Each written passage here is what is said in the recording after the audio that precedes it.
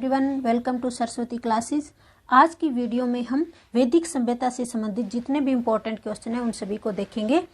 और ये जो क्वेश्चन है ये आपकी सभी पीसीएस एग्जाम जैसे UP PCS, BPSC, MP PCS, RAS, HPSC या आरओ एआरओ पेपर, इन सभी के लिए बहुत ही महत्वपूर्ण है। तो आप वीडियो को बहुत ही ध्यान से सुने। तो चलिए वीडियो को स्टार्ट करते हैं। हमारा फर्स्ट क्वेश्चन है, आर्य शब्द किसको इंगित करता है? आर्य जो शब्द है वो किसको इंगित करता है ये हमें बताना है। ऑप्शन ए है भाषा समूह को, ऑप्शन बी है यायावरी जन को, ऑप्शन सी है नृजाति समूह को, या ऑप्शन डी श्रेष्ठ वंश को। तो आर्य एक संस्कृत भाषा का शब्द है। आर्य जो है संस्कृत भाषा का शब्द है, संस्कृत भाषा का, जिसका अर्थ होता है उच्च वर्ग का या फिर कुलीन, या इसका अर्थ होता है कुलीन यानी श्रेष्ठ। तो इस प्रकार इसका सही आंसर क्या हो जाएगा? ऑप्शन नंबर डी इसका सही आंसर हो जाएगा। आर्य शब्द किसको इंगित करता है? श्रेष्ठ वंश को। नेक्स्ट क्वेश्चन हम देख लेते हैं। क्वेश्चन नंबर 2 है कि ऋग्वेद किसका संकलन है? ऑप्शन ए है स्त्रोतों का संकलन, ऑप्शन बी है शब्दों का संकलन, ऑप्शन सी है कथाओं का संकलन, या ऑप्शन डी युद्ध का संकलन। ऋग्वेद किसका संकलन है? तो इसका सही आंसर हो जाएगा ऑप्शन नंबर ए यानी स्त्रोतों का संकलन है ये। ऑप्शन नंबर ए इसका सही आंसर हो जाएगा। ऋग्वेद में कुल 1028 जो है सूक्त हैं और 10,552 ऋचाएं हैं इसके अंदर। 10,552। चलिए नेक्स्ट क्वेश्चन देखते हैं। क्वेश्चन नंबर 3 है गोपथ ब्राह्मण किससे संबंधित है? ऑप्शन ए है ऋग्वेद से, ऑप्शन बी है सामवेद से, ऑप्शन सी है अथर्ववेद से, या ऑप्शन डी यजुर्वेद से। तो गोपथ ब्राह्मण किससे संबंधित है ये हमें बताना है। सबसे पहले दिया है ऋग्वेद, तो ये तो है ऐत्रेय ब्राह्मण से, और सामवेद ये है पंचविश से संबंधित है ये, और यजुर्वेद संबंधित है शतपथ ब्राह्मण से। और गोपथ ब्राह्मण किससे संबंधित है? ऑप्शन नंबर सी यानी अथर्ववेद से संबंधित है गोपथ ब्राह्मण। तो इस प्रकार इसका सही आंसर हो जाएगा option number C. Next question हम देख लेते हैं। ऋग्वेद संहिता का 9वां मंडल पूर्णतः किसको समर्पित है? ऑप्शन ए है उर्वशी एवं सवरक को, ऑप्शन बी है इंद्र और उनके हाथी को, ऑप्शन सी है पौधों और जड़ी बूटियों से संबंधित देवतागण को, या ऑप्शन डी सोम और इस पेय पर नामांकित देवता को। तो हमें बताना है कि ऋग्वेद संहिता का 9वां मंडल जो है किसको समर्पित है। ऋग्वेद में टोटल कितने मंडल हैं? तो वो है 10 मंडल।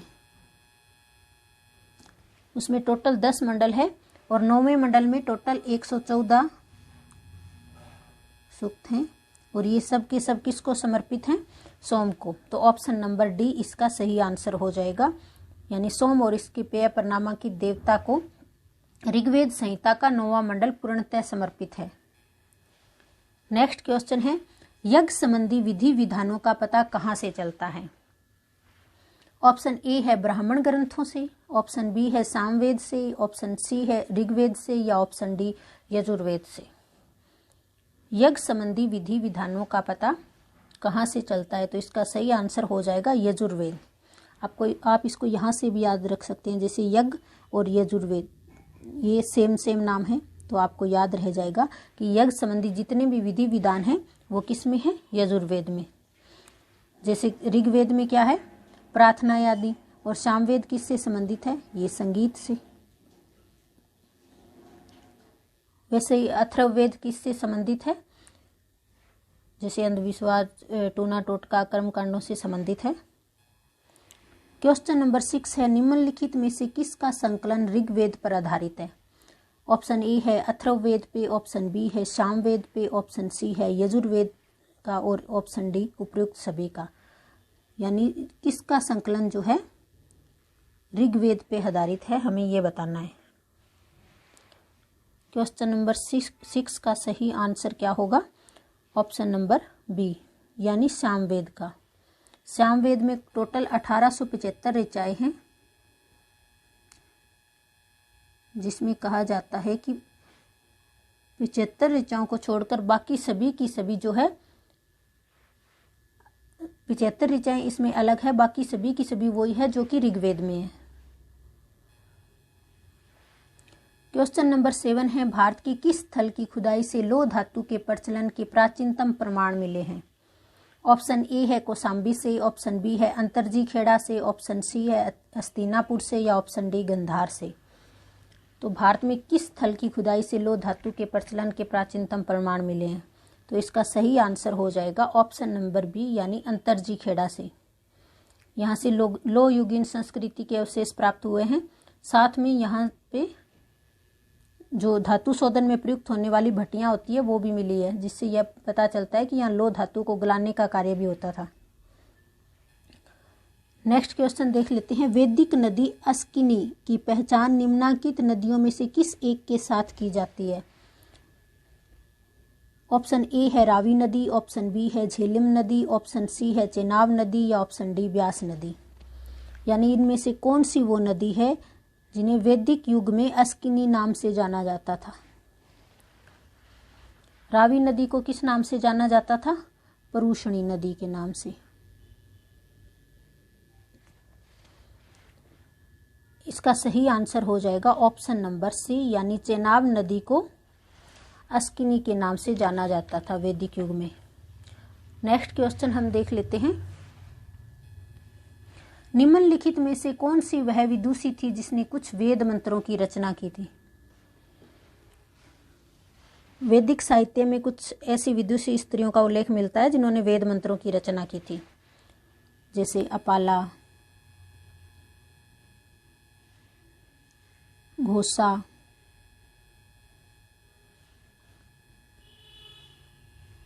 विश्वारा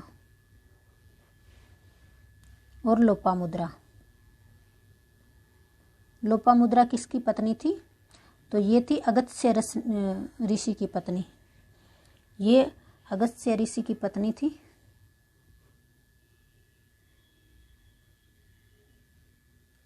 तो इसका सही आंसर क्या हो जाएगा? ऑप्शन नंबर ए, यानी Lopamudra. Next question, question number 10 है, ऋग्वैदिक काल में निष्क किस अंग का आभूषण था? यानी कोई आभूषण था जिसका नाम क्या था? निष्क। और ये किस अंग का, यानी कलाई में पहनने का, गले में पहनने का, कान में पहनने का, या नाक में पहनने का? किस अंग का आभूषण था, ये हमें बताना है। तो इसका सही आंसर हो जाएगा ऑप्शन नंबर बी, यानी गले का आभूषण था। ये गले में एक आभूषण पहना जाता था जिसे निष्क कहा जाता था। और इसके अलावा जो स्वर्ण आभूषण होते थे उनको क्या कहा जाता था? निशाका।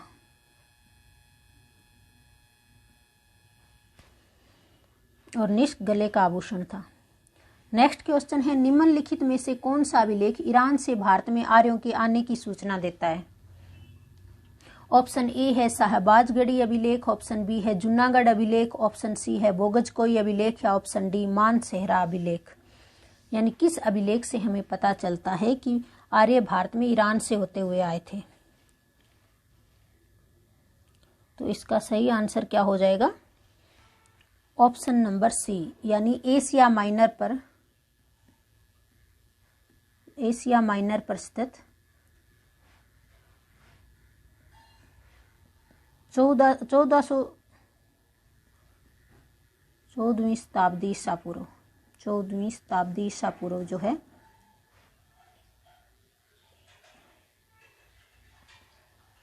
स्थापित ये जो अभिलेख है बोगजकोई अभिलेख, इसी से हमें पता चलता है कि जो भारत में आर्य आए थे वो ईरान से होते हुए आए थे, क्योंकि बोगजकोई अभिलेख पे जो ऋग्वैदिक काल की देवता है इंद्र, वरुण और मित्र, इन सब का वर्णन किया गया है। नेक्स्ट क्वेश्चन है क्वेश्चन नंबर 12, ऋग्वैदिक काल में जनता निम्न में से किस में विश्वास रखती थी? तो ऑप्शन देख लीजिए। ऑप्शन नंबर ए है एकेश्वरवाद में, ऑप्शन बी है देवी पूजा में, ऑप्शन सी है मूर्ति पूजा में, या ऑप्शन डी बलि एवं कर्मकांड में। तो ऋग्वैदिक काल में जो है वैदिक सभ्यता किस तरह की सभ्यता थी? एक तो ग्रामीण सभ्यता थी, और ग्रामीण सभ्यता के साथ साथ किस पे आधारित थी? कृषि पे। और उस टाइम क्या थे, लोग भूकंप आदि से बचने के लिए प्रकृति पूजा किया करते थे, और प्रकृति के जो है इनसे बचने के लिए, जैसे भूकंप हो गया आदि से बचने के लिए बलि वगैरह देते थे और कर्मकांड में विश्वास रखते थे। तो इस प्रकार ऑप्शन नंबर डी इसका सही आंसर हो जाएगा। नेक्स्ट क्वेश्चन देख लेते हैं। प्रसिद्ध दशराज्य युद्ध किस नदी के तट पर लड़ा गया था? ऑप्शन ए है ब्रह्मपुत्र नदी के किनारे, ऑप्शन बी है कावेरी नदी के किनारे, या ऑप्शन सी गोमती नदी के किनारे, अथवा ऑप्शन डी है पूषणी नदी के किनारे। प्रसिद्ध दशराज्य युद्ध जो कि 10 राजाओं के बीच में लड़ा गया था, बहुत ही इंपॉर्टेंट क्वेश्चन है ये, कई बार एग्जाम में पूछा गया है। और इसका सही आंसर है पूषणी नदी के किनारे, जिसे वर्तमान में हम क्या कहते हैं? रावी नदी। और इसी नदी के किनारे कौन स्थित था? हड़प्पा। सिंधु घाटी सभ्यता का स्थल हड़प्पा जो है रावी नदी के किनारे स्थित था। तो इसका सही आंसर हो जाएगा ऑप्शन नंबर डी, यानी पूषणी नदी के किनारे दशराज्य युद्ध लड़ा गया था। नेक्स्ट क्वेश्चन है, निम्न में से किस नदी को ऋग्वेद में मातेत्मा, देवीत्मा एवं नदीत्मा संबोधित किया गया है? मातेत्मा यानी सबसे अच्छी माँ, देवीत्मा यानी सबसे अच्छी देवी, एवं नदीत्मा यानी सबसे अच्छी नदी। तो ये किसके बारे में कहा गया है? ऑप्शन देख लीजिए। ऑप्शन नंबर ए है गंगा नदी को, ऑप्शन बी है सरस्वती नदी को, ऑप्शन सी है यमुना नदी को, या ऑप्शन डी सिंधु नदी को। तो कौन सी नदी के बारे में कहा गया है कि सबसे अच्छी माँ, सबसे अच्छी देवी और सबसे अच्छी नदी? तो ऋग्वेद में कहा गया है सरस्वती नदी को। नेक्स्ट क्वेश्चन देख लीजिए। क्वेश्चन नंबर 15 है, प्राचीन काल में आर्यों के जीविकोपार्जन का मुख्य साधन क्या था? ऑप्शन नंबर ए है कृषि, ऑप्शन बी व्यापार, ऑप्शन सी शिकार, या ऑप्शन डी शिल्पकर्म। अभी अभी हमने इसके बारे में जिक्र किया था कि आर्यों के जीविकोपार्जन का मुख्य साधन क्या था? कृषि। और कौन सी सभ्यता थी? ग्रामीण सभ्यता। जैसे हड़प्पा सभ्यता किस प्रकार की सभ्यता थी? वो एक नगरीय सभ्यता थी। उसी के विपरीत आर्य सभ्यता किस तरह की सभ्यता थी? ग्रामीण सभ्यता, और एक कृषि पर आधारित थी। ऋग्वेद में उल्लेखित यव शब्द किस कृषि उत्पाद हेतु प्रयुक्त किया गया है? ऑप्शन ए है जौ, ऑप्शन बी है चावल, ऑप्शन सी है गेहूं, या ऑप्शन डी बाजरा। तो यव शब्द जो है किस फसल के लिए प्रयुक्त किया गया है, ये हमें बताना है। तो इसका सही आंसर हो जाएगा ऑप्शन नंबर ए, यानी जौ के लिए प्रयुक्त किया गया है। जौ को यव कहा गया है। वैदिक युग में प्रचलित लोकप्रिय शासन प्रणाली क्या थी? ऑप्शन ए है प्रजातंत्र, ऑप्शन बी गणतंत्र, ऑप्शन सी निरंकुश, या ऑप्शन डी वंश परंपरागत राजतंत्र। तो वैदिक काल में प्रचलित लोकप्रिय शासन प्रणाली जो है वंश परंपरागत राजतंत्र प्रणाली थी। तो ऑप्शन नंबर डी इसका सही आंसर होगा। अगला क्वेश्चन हम देख लेते हैं। क्वेश्चन नंबर 18 है हमारा, सर्वाधिक ऋग्वेदिक सूक्त किसको समर्पित है? यानी ऋग्वेद में सबसे ज्यादा सूक्त कौन से देवता को समर्पित है? ऑप्शन ए है विष्णु को, ऑप्शन बी इंद्र को, ऑप्शन सी अग्नि को, ऑप्शन डी रुद्र को। तो इसका सही आंसर क्या हो जाएगा? ऑप्शन नंबर बी, यानी इंद्र को सबसे ज्यादा जो है सूक्त समर्पित है। टोटल 250 सूक्त जो है इंद्र को समर्पित हैं।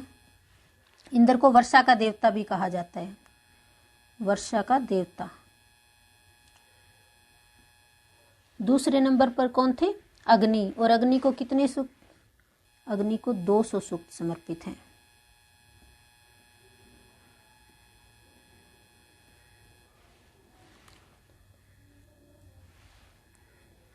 नेक्स्ट क्वेश्चन है, गायत्री मंत्र किस पुस्तक में मिलता है? इसका जवाब तो आप आसानी से दे पाएंगे।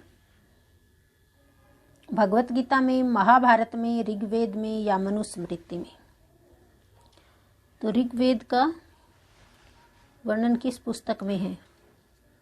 आंसर जो भी आपको आ रहा है आप क्वेश्चन नंबर लिख के साथ में इसका आंसर देके कमेंट बॉक्स में हमें कमेंट भी कर सकते हैं। किसके द्वारा लिखा गया था जो गायत्री मंत्र है? ये लिखा गया था विश्वामित्र के द्वारा। और ये किस में उल्लेखित है? ऑप्शन नंबर सी यानी ऋग्वेद में। ऋग्वेद में गायत्री मंत्र उल्लेखित है। और कौन से मंडल में? तृतीय मंडल में। ऋग्वेद के तृतीय मंडल में गायत्री मंत्र उल्लेखित है और ये सूर्य देवता को समर्पित है।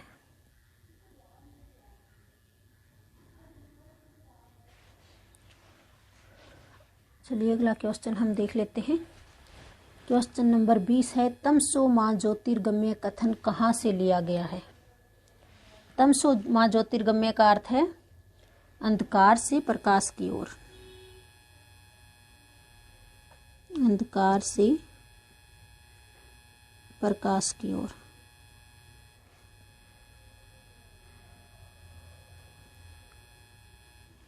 और ये लिया गया है उपनिषदों से लिया गया है। तो ऑप्शन नंबर ए इसका सही आंसर हो जाएगा। तो आज हमारे जो 20 क्वेश्चन की सीरीज थी वो यहीं पे समाप्त होती है। वीडियो आपको कैसी लगी और कितने क्वेश्चन के आपके जो है आंसर सही हुए हैं हमें कमेंट बॉक्स में ज़रूर बताएं। नेक्स्ट वीडियो में फिर मिलेंगी, तब तक के